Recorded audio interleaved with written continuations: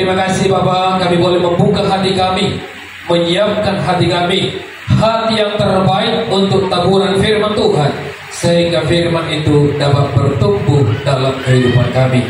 Terima kasih Bapak, dan kami buka hati kami untuk menyambut firman-Mu dalam nama Tuhan Yesus Kristus. Amin. Saya seperti pulang kampung karena saya tahun 93 ada di daerah Jakarta Barat ini. Saya tahun 93 sempat membantu abang saya di Jalan Raya Kapuk di sana, Kapuk Kamal. Saya lama di situ menjadi tukang tambal ban. Ya, saya lama di situ. Saya lama juga kerja di pabrik kardus di daerah Kapuk. Jadi saya tahun 93 sampai tahun 98 saya ada di daerah ini. Saya sempat tinggal di Wadas. Ya, saya sempat juga sedikit mengikut B06, ya, kondektur juga kadang-kadang. Ya, jadi cukup banyak saya kerjakan selama ini. Saya juga di Jalan Rekrut itu, daerah Kapuk situ, Tanah Merah. Saya juga lama juga mengerjakan tambal ban di situ. Saya sih malam. Kalau pagi saya kerja di perusahaan, tapi kalau malam saya tambal ban di situ untuk menambah uang saku. Karena pada waktu itu selalu kurang, karena setiap hari kerjanya itu marjoker, ya, atau marbento, atau markiu-kiu. Itu dulu saya kerjakan. Kenapa saya boleh menyebutkan seperti itu? Saya ceritakan masa lalu saya, karena saya percaya hari ini kita memperingati Natal. Ya, keluarga Sitohang yang ada di Jakarta Barat memperingati Natal. Artinya dia lahir untuk menyelamatkan semua umat manusia, termasuk saya di dalamnya, diselamatkan di situ. Makanya saya coba sedikit saya review kehidupan saya, yang masa lalu saya yang ada di daerah Jakarta Barat ini. Ya, teman-teman saya juga banyak kalau malam minggu kami suka ke daerah Tangerang karena abang saya ada di sana. Dan di lampu merah Cikarang itu teman saya berapa kali kena copet di sini. Karena tahun-tahun itu masih banyak copetnya. Tahun 93, 94, 95. Kurang lebih sekitar 30 tahun yang lalu saya ada di daerah Jakarta Barat. Ya, saya juga banyak yang saya kenal di tempat ini juga. Ada juga tadi abang Sitohang yang buka bengkel di daerah Kapuk situ. Ini ada juga, ada burung saya di sini, ada Mama Tiara ini juga. Ini masih keluarga saya juga ini. Ya, dulu kerja di Mundo dia. Jadi kalau saya kekurangan kaos kaki dulu saya minta sama dia, tapi tetap bayar juga. Saya nggak tahu gimana caranya dulu mengambil kaos kaki Mundo dari dia, tapi saya juga beli dari. Ini juga ada abang saya di tempat ini. Dan mungkin ada beberapa orang juga yang mungkin saya kenal. Nah, itu dulu perkenalan. Saya Pendeta Jonas Sitohang, saya istri saya Boru Tambunan, ya, dari Balige, tapi mertua saya ada di sini. Anak saya ada 3, 2 laki-laki dan 1 perempuan. Saya melayani menggembalakan di Gereja Betani Indonesia Sentul City, daerah Bogor. Saya juga sebagai ketua Sitohang juga di daerah Depok. Jadi kalau ada saudara-saudara kita yang Depok, tanya boleh. Saya juga menjadi ketua bidang kerohanian DPP Sitohang se-Indonesia. Ya, saya juga ketua Situmorang di Depok juga, saya ketua Situmorang Depok. Saya juga ketua di Pumuan kami Opu Mangadu. Itu kurang lebih ada 300 kakak. Saya juga bendahara daripada Tambunan. Jadi banyak. Jadi saya berpikir begini, bahwa ketika kita sungguh-sungguh ikut Tuhan, bukan berarti kita harus jauh dari Pumuan kita. Ya, bukan harus jauh, menjauhkan diri daripada komunitas kita. Justru ketika kita kenal Tuhan, justru di situ kita boleh menunjukkan bahwa Kristus datang ke dunia ini untuk menyelamatkan semua umat manusia. Ya, dia Tuhan tidak mencari hanya orang yang baik. Tuhan tidak hanya mencari orang yang backgroundnya yang baik-baik saja, yang ekonominya mapan, ya. Tapi Tuhan mencari dari berbagai background, dari berbagai latar belakang. Untuk apa? Untuk mereka menerima keselamatan daripada Tuhan. Ya, sesuai dengan tema Natal yang diberikan kepada saya, yaitu hidup rukun dengan sesama. Coba pandang dulu kanan kirinya, sudah rukun belum? Coba pandang dulu. Ada duduk sebangku tapi nggak rukun. Ya, ada juga tadi mungkin berangkat untuk ribut dulu di rumah, nggak rukun suami istri. Sekolah ini udah sepuluh dipakai tentu hari nggak dipakai, ibu saya ada juga, ya. Aku betul kebanyakan sekolah ini tuh, ibu saya yang rukun. Sementara temanya hidup rukun dengan sesama. Siapa itu sesama? Ya kita dulu. Dimulai dari lingkup keluarga dulu. Nah, dibikin subtemanya adalah melalui perayaan Natal, Punguan Sitohang, Boru, Beri, Bebere, marilah kita menunjukkan kasih Tuhan Yesus dengan saling menjaga persaudaraan di antara kita. Artinya dengan subtema ini adalah mari kita menunjukkan kasih Tuhan. Ada banyak orang ketahuan di orang Kristen cuma hari Natal. Karena biasanya gereja penuh ketika hari Natal tiba. Sampai gereja harus menambah kursi, sampai gereja menambah tenda di gereja. Kenapa? Gak muat. Tapi setelah Natal, gak tahu kemana lagi mereka. Saya dulu seperti itu. Ya tahu, saya sebegitu lamanya saya di Cengkareng situ di daerah kampung itu, mungkin saya bisa hitung berapa kali saya ke gereja. Pertama sekali saya Natal itu ada di perapatan Metro. Dulu di situ ada GBI Bethlehem yang sekarang pindah ke Taman Kencana. Dan saya pun sudah pernah melayani di gereja mereka. Artinya apa? Jangan kita jadikan Natal ini, tradisi Natal ini hanya sekedar rukun pada saat Natal. Tapi bagaimana setelah Natal? Nah, ada sebuah ilustrasi yang boleh saya sampaikan kepada kita. Ya, semua punya jari kan? Ini jari. Ya, ilustrasi adalah tentang jari. Ini adalah menggambarkan tentang kehidupan kita di dalam bermasyarakat. Kehidupan kita hari lepas hari. Yang pertama adalah ibu jari. Ibu jari ini adalah selain mengaku bahwa aku yang paling top. Selalu berkata, ada juga dalam punguan. Saya percaya di Punguan Sitohang Jakarta Barat gak ada seperti itu. Tapi di punguan-punguan lain ada. Saya paling top. Ya, saya paling top, paling hebat. Merasa dirinya paling hebat. Ini adalah banyak dalam punguan. Karena dia merasa paling hebat. Emang cuma dia bisa ketua, saya juga bisa. Emang cuma dia bisa, saya juga bisa. Merasa paling top, merasa paling hebat. Yang kedua adalah tentang jari telunjuk. Jari telunjuk ini menggambarkan aku paling pintar, aku paling pintar, aku paling jenius. Dan ketika kita melihat di sebuah ruangan kelas, selalu siapa tahu, selalu tunjuk tangan, merasa paling pintar. Kalau tadi merasa paling hebat, merasa paling top. Yang kedua, merasa paling pintar.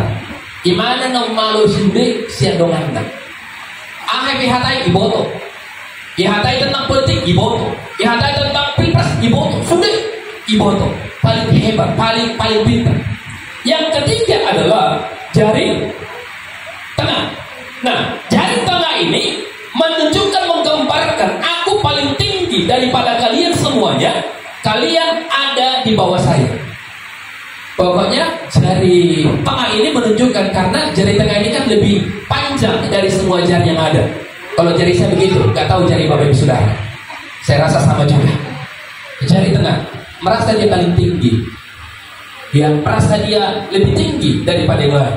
Nah, yang ketiga, yang keempat apa? Jari manis. Nah, jari manis ini adalah biasanya di sini akan ditaruh apa? Cincin perhiasan. Merasa paling kaya. Oh, saya paling kaya dong. Saya layak dong.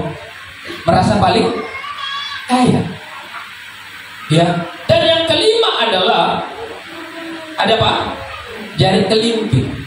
Jari kelingking ini pun ini juga bisa merusak persaudaraan. Kenapa? Merasa paling hina. Dikit-dikit dia yang disalahkan. Telinganya gatal, dikorek pakai kelingking. Ada upilnya, dikorek pakai kelingking. Orang-orang hebat yang empat ini ribut berantem, selalu jari kelingking yang kejepit. Kenapa? Karena dia kalau pukul meja, ini selalu kejepit. Selalu orang yang kecil ini kejepit. Dan ini semuanya rata-rata ada di dalam perkumpulan.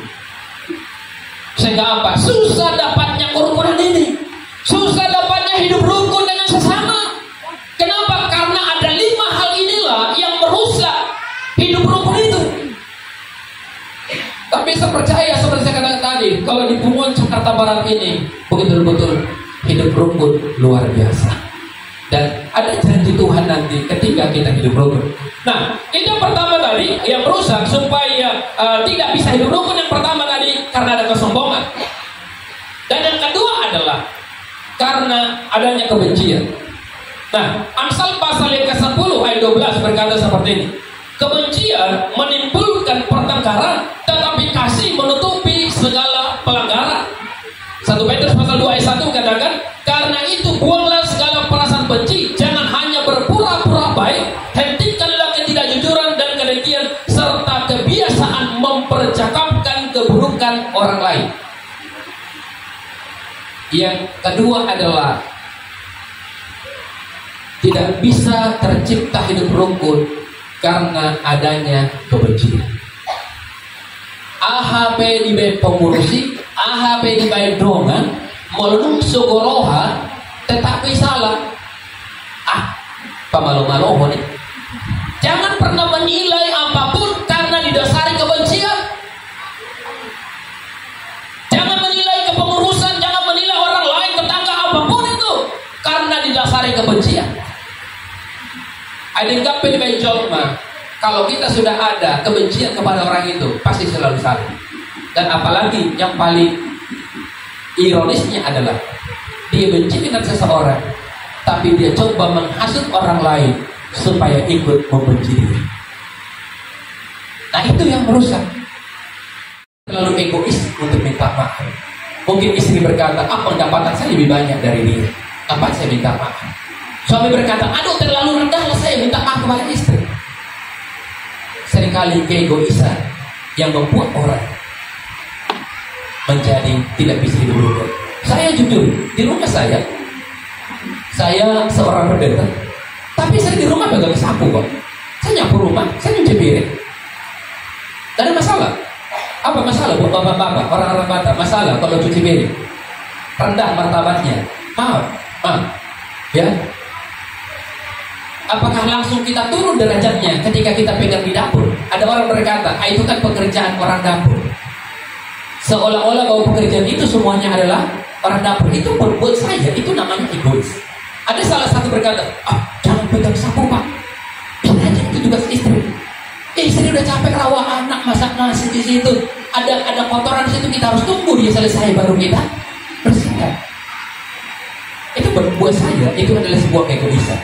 Makanya jangan sampai ada kesombongan, kebencian, dan keegoisan di dalam setiap hidup kita. Karena kalau itu ada, maka hidup rukun dengan sesama itu sulit akan tercapai. Sulit. Kalau itu ada dalam rumah tangga, kesombongan, ada kebencian, ada keegoisan. Ada lagi saya pernah konseling rumah tangga. Dikatakan seperti ini. Biasalah kalau orang antar rumah tangga ada konflik lah, dia konseling gini, iya gini bapak kata, ini bapak ini tukang janji aja.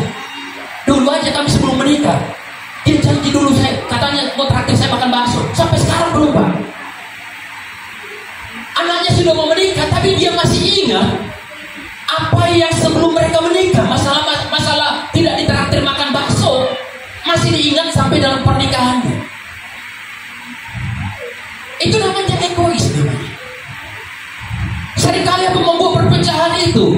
Kenapa? Karena terlalu kita mau ingat apa yang kita sudah buat, apa yang orang lain buat. Makanya saya punya prinsip dalam kehidupan ini. Ketika kita melakukan kebaikan kepada orang lain, lupakan itu. Tetapi ketika orang lain melakukan kebaikan kepada kita, ingat itu. Mau lo tabain na din katujol ma, unang tayo mo tingon. Alay mo na bejol ma na din katuhita, tayo mo mantap. Apa sih itu? Mau lo na din ganito tayo mo, natabay tujol ma, kita menuntut balas. Adikan tu baju sih, gak soalnya pabrik na jualin. Kenapa? Orang yang masih mengingat-ingat kebaikannya kepada orang lain, pasti dia menuntut balas.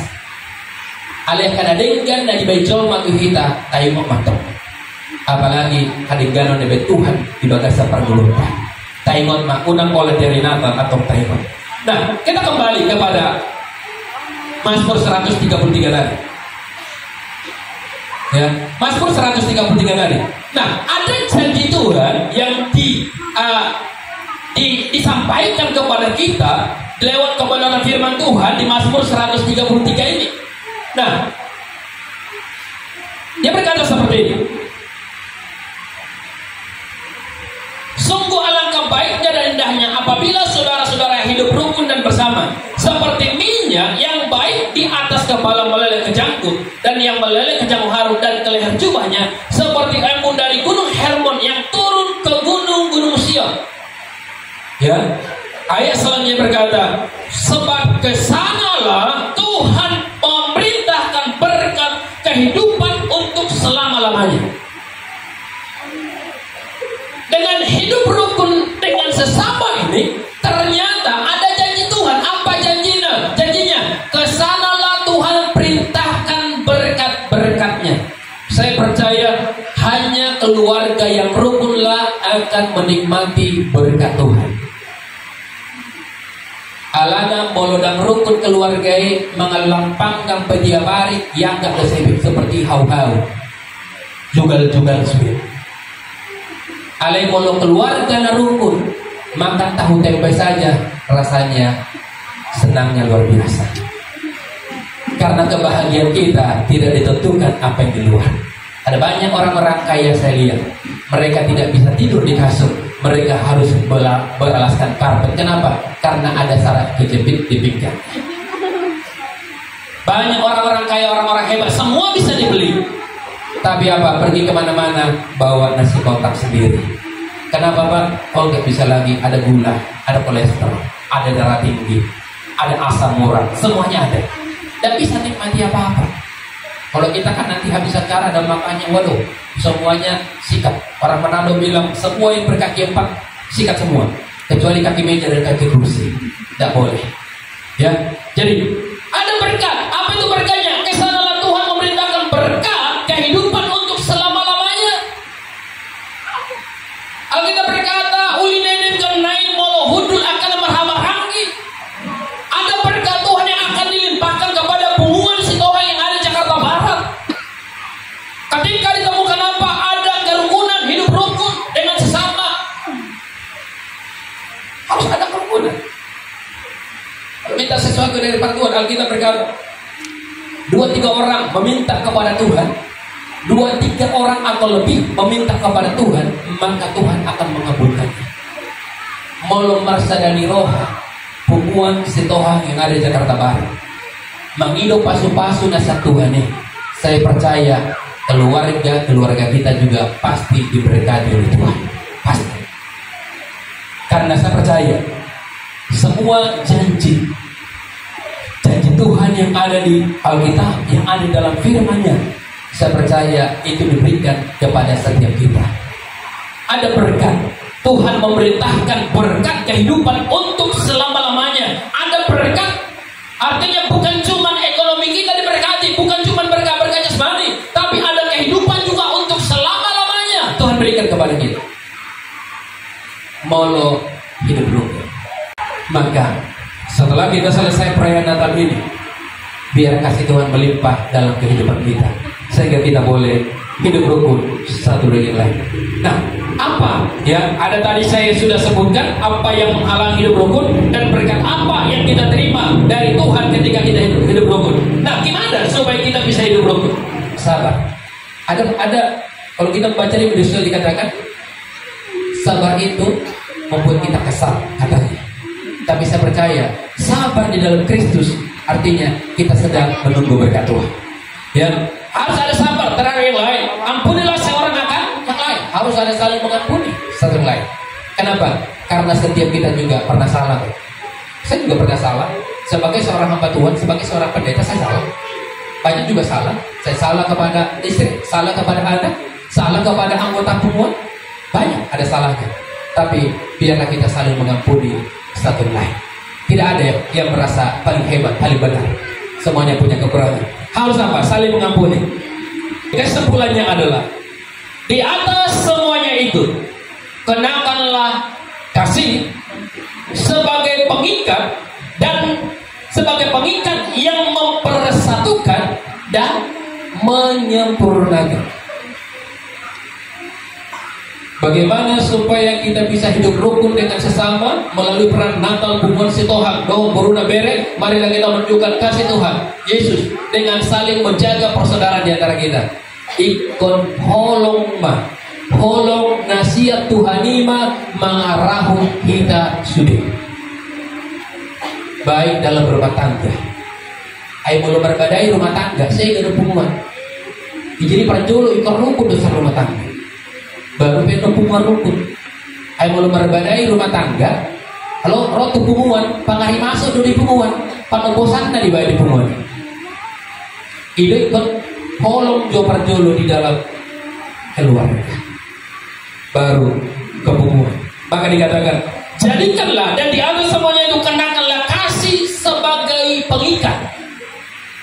Holong masa Tuhani yang mengikat kita dan bahkan dikatakan menyempurnakan. Unang oleh di hari Natal adong tarida holong.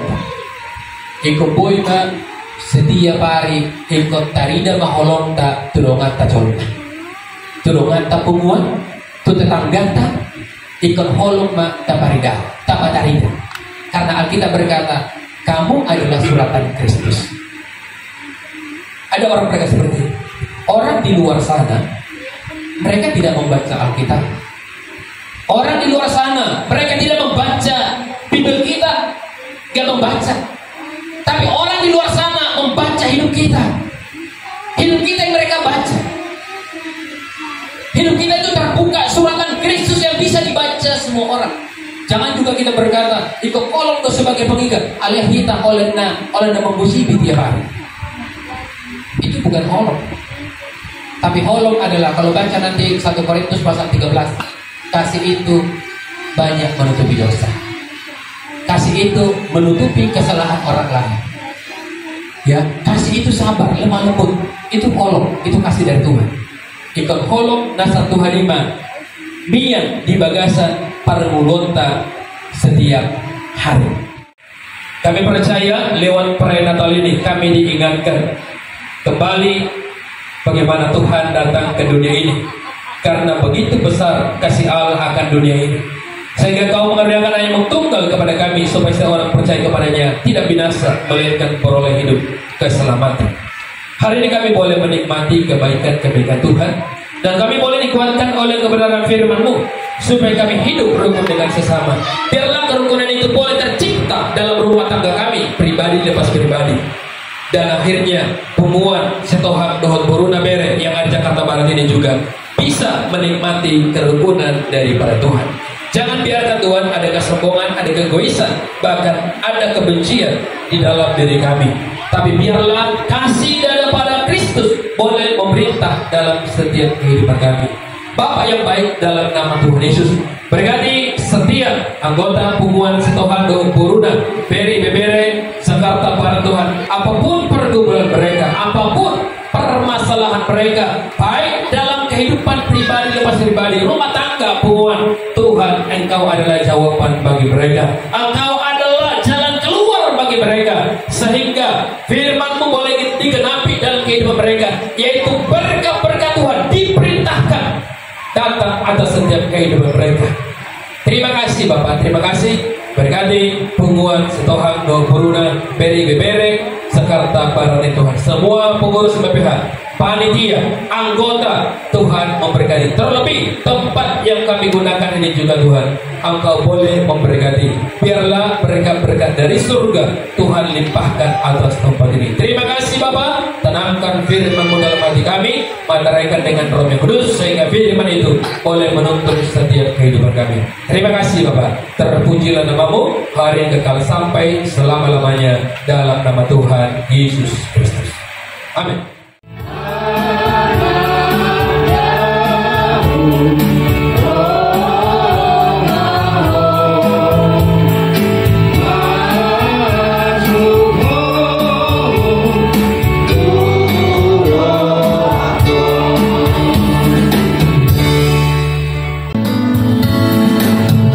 Aku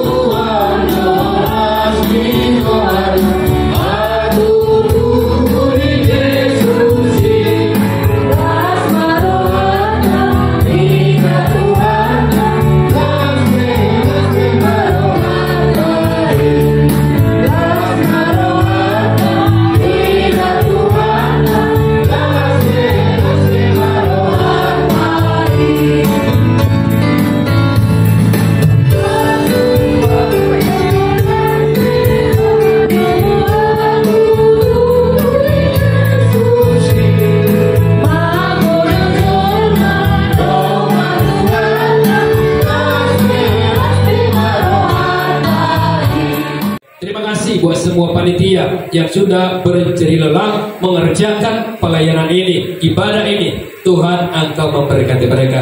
Berikan kesehatan kepada mereka, kekuatan hikmat daripada Tuhan menjadi bagian dalam setiap kehidupan mereka.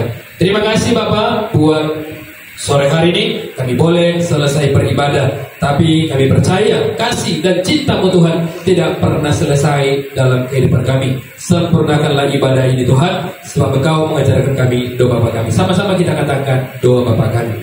Bapa kami yang di sorga, dikuduskanlah namamu. Datanglah kerajaan-Mu, jadilah kehendak-Mu di bumi seperti di sorga. Berikanlah kami pada hari ini makanan kami yang secukupnya, dan ampunilah akan kesalahan kami, seperti kami mengampuni orang yang bersalah kepada kami. Dan jangan membawa kami ke dalam pencobaan, tetapi lepaskanlah kami daripada yang jahat. Karena Engkau punya kerajaan, kuasa, dan kemuliaan sampai selama-lamanya.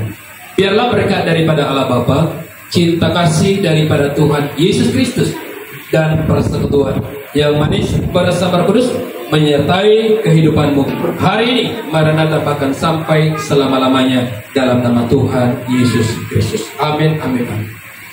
Amin.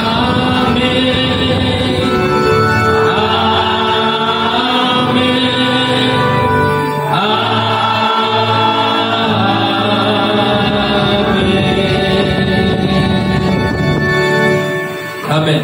Para sembah kita, selamat hari Natal, Tuhan Yesus memberkati.